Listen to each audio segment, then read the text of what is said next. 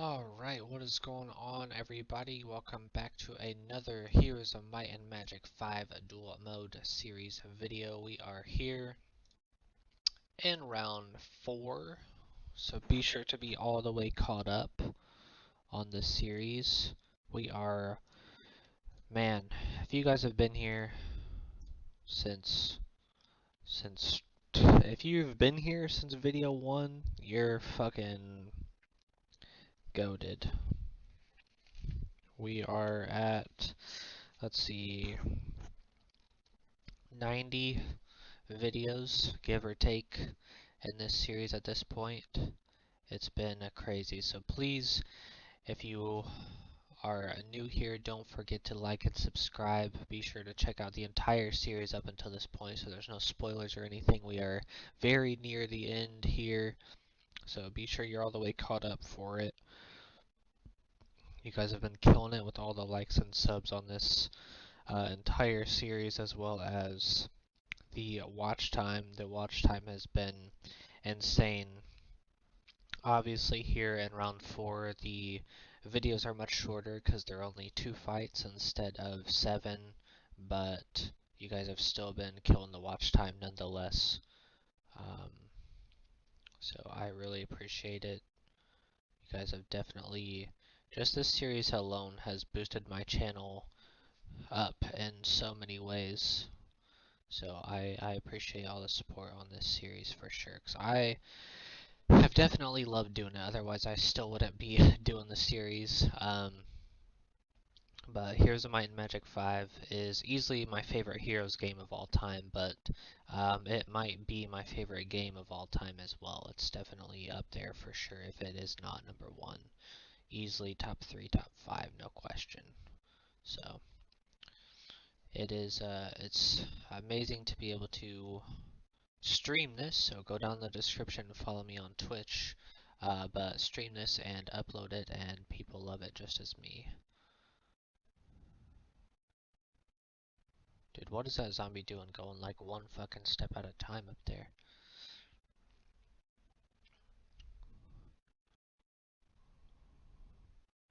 But we're in the last stretch. We got, after this video, we got 1, 2, 3, 4 more heroes to go, and then that's it. And then I'm gonna do a follow-up video, adding up every single hero's win-loss ratio, and figuring out who is the best hero in the dual mode series. That's why we started it. That's what we're looking for to figure it out. As well as what I'm going to do is all 3 heroes from each faction, combine their wins and losses and add them up to see who actually has the best faction as well. So definitely makes every single one of these fights important no matter what, especially some of these internal fights of the same factions, because you know, they can definitely be the difference of getting, you know, first, second, or third on your team, let alone where you're placed on the whole series, and as well as, you know, for your whole squad, their win-loss ratio, and see who has the best town, because obviously the only wins and losses that count is the red player. So we have Deirdre here, so she's facing Orson. Orson's win-loss ratio is not affected in this fight because this is Deirdre's video for round 4. Orson has already done his round 4 video, so be sure to go check that out if you love Necropolis like I do, as well as every other hero in the series.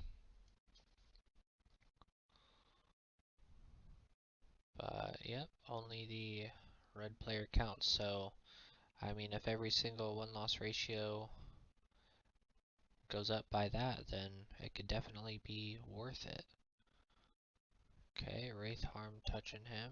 I don't hate that plan, actually. But I mean, if you are new here, like I've been saying on this entire round 4, some of these fights, internal fights, have been the best. It's I feel like they are all a whole lot closer a lot of the times than a whole lot of the other fights in the series. Minimum, a lot of them end up being way more interesting. We have seen some super close ones.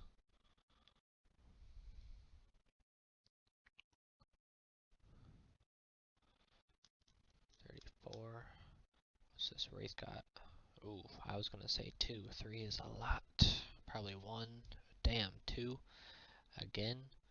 Don't get me wrong, Wraiths and Banshees and everything are definitely not the greatest at defense.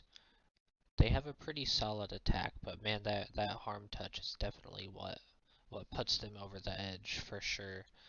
Honestly, that's a lot of Necropolis creatures now that I think about it. You know, if you're talking about ghosts, ghosts to me are S tier creatures. Their attack and defense are pretty decent. I mean, they're tier 3 units, so it's not like, they're gonna, insanely destroy people like tier 7s can, but like they're mid or better. Not great either attack or defense, but the fact that you can miss up to 3 consecutive times at any given point, and any time you do hit them, that resets. Like, that is a fucking S tier ability for sure. You know, you're using high value creatures to attack a ghost and wasting their turns by missing. It's fucking insane. And then, they have their own utility depending on which upgrade you choose. Whether you go Poltergeist and steal some shots for your units, or you go for Spectre, which is what I do, and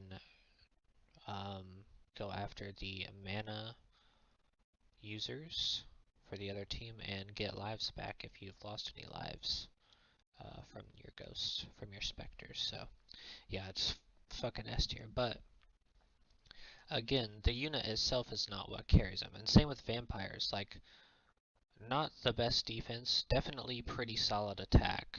But obviously the life steal, the life drain, the health regen from all of that is definitely what makes them a super strong unit for sure. And that's how I feel about Wraiths as well. Not the best attack or defense, but their utility and harm touch definitely gives them some insane value. But it is looking like Deirdre is going to lose this fight to Mr. Orson. We'll see what she can do against Raven. Alright, Raven goes 0, or God, Deirdre goes 0 and 1 in round 4.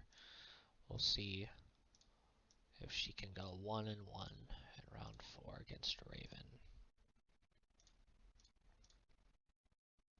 But obviously every single town has their carry creatures, For Necropolis, it's definitely vamps, ghosts, I'd say wraiths. You could say leeches. Leeches are good at everything they do, but not great at anything. That's how I feel about them. They have good utility because they actually are decent at casting spells depending on which upgrade you choose. Their defense is okay, and the Death Cloud leech that we just saw that didn't hit the Death Cloud is solid, but they're not amazing. Obviously, Bone Dragons are terrible, worst tier 7 in the game, in my opinion anyway. Definitely on the bottom section of tier 7 creatures. And if you don't agree that they're a bottom 4 tier 7, then you're crazy. And everybody hates on my zombies, and I'm not saying that they're S tier units, because they're not, but they do their job well. That is the point. They are not there to, kill a fuck ton of people per hit, or for tier 2 they're decent at tanks they're okay. Obviously, being undead helps any necropolis creature, but man, they do their job well. That is the point of zombies. They are there to literally be the meat shields, you know, weigh down the enemy creatures, especially the plague zombie, you know, slowly taking out their attack and defense per hit, and they're just there to be the meat shields. And you know, honestly, to me, if I have a plague zombie, somebody attacks it, especially if it's a high value creature, like let's just say it's, since we're seeing a vampire, we're gonna say a vampire right here. Now, if that would have been a plague zombie, and he attacks him back, now that vampire would have less attack and defense just for going after that zombie. And my zombie is not going to carry me. He's just there to help be my meat shield and cause issues. And that definitely does that shit. That's why, honestly, zombies are solid. They are not great. They're not going to win you the fight necessarily. I mean, if they go unchecked, obviously any creature in the game can win you the fight if they go unchecked. Um, but yeah. And then skeletons, skeleton archers are okay. I've always chosen skeleton archers just because I like ranged units. And while I love Necropolis, they are my favorite.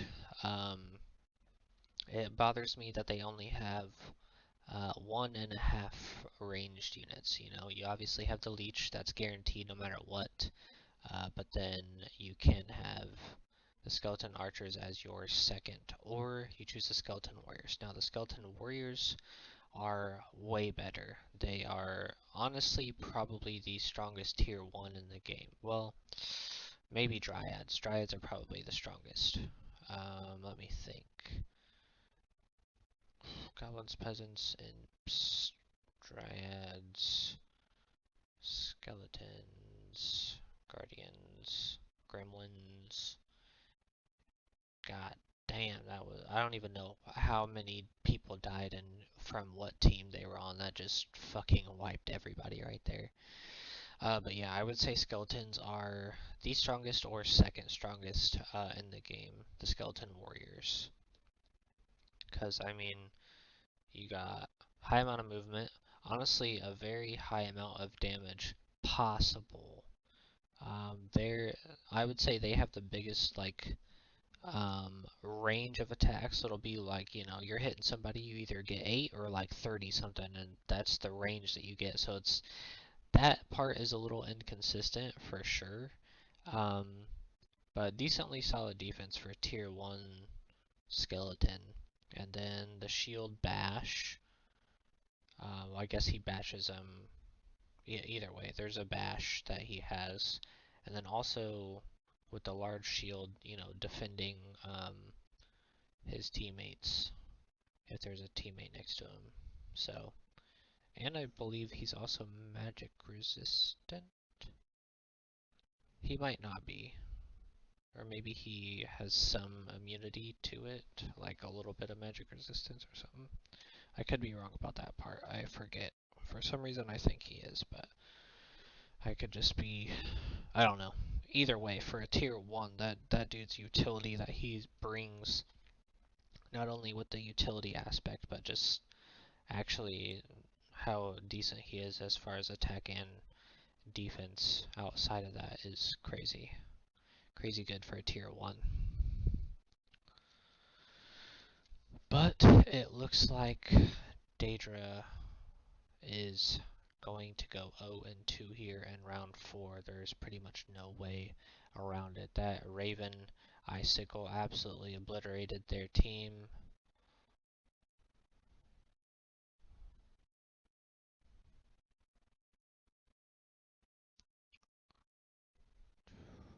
Damn, he's gonna do him like that.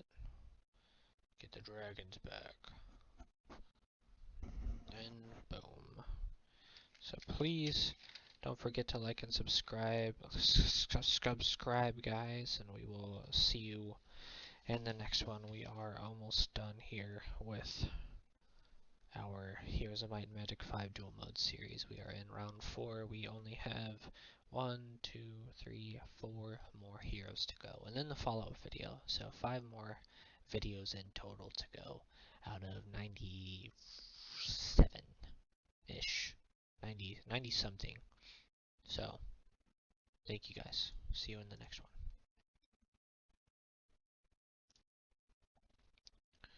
Alright, let me do her. So, for